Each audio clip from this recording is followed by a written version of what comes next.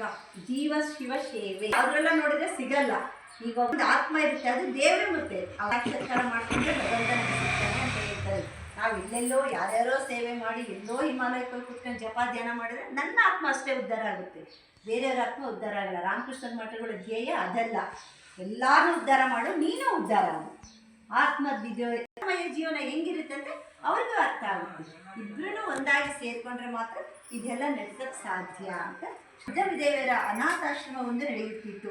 ಅಲ್ಲಿನ ವ್ಯವಸ್ಥೆಯನ್ನೆಲ್ಲ ಕಂಡು ಶ್ರೀಮಾತೆಯವರು ಆತ್ಮಾನಂದದಿಂದ ಈ ರೂಪದಿಂದ ಸಾಕ್ಷಾತ್ ನಾರಾಯಣನಿಗೆ ಸೇವೆ ಮಾಡಿದಂತಾಗುತ್ತದೆ. ಈ ಆಶ್ರಮವಾಸಿಗಳು ಎಂದು ನಿರ್ಧರಿಸಿದ್ದರು. ಮತ್ತೊಂದು ದಿನ ಇದೇ ವಿಷಯವಾಗಿ ಒಬ್ಬಳು ಭಕ್ತೆಯ ವೃದ್ಧ ವಿಧವೆಯರಿರ್ತಾರಲ್ಲ, ಆಗಿನ ಕಾಲದಲ್ಲಿ ಹೆಣ್ಮಕ್ಳು ಎಲ್ಲೂ ಹೊರಗಡೆ ಹೋಗೋದಿಲ್ಲ. ವಿಧವೆಯರಾದರೆ ಇನ್ನೂ ಎಲ್ಲೂ ಹೋಗೋದಿಲ್ಲ. ಅವರು ವೃದ್ಧರಾದಾಗೆ ಅವ್ರನ್ನ ನೋಡ್ಕೊಳ್ಳೋರು ಯಾರು? ಅವ್ರಿಗೋಸ್ಕರನೇ ಒಂದು ಆಶ್ರಮನ ತೆಗೆದಿರ್ತಾರೆ. ರಾಮಕೃಷ್ಣ ಮಿಷನ್ ಅಲ್ಲೊಂದು ಆಶ್ರಮ ಇರ್ತಾರೆ, ಅವರು ವೃದ್ಧ ವಿಧವೆಯರಿಗೋಸ್ಕರ ಒಂದು ಆಶ್ರಮ ತೆಗೆದಿರುವಂತ. ಅದನ್ನು ನೋಡಿಬಿಟ್ಟು ಶ್ರೀಮಾತೆ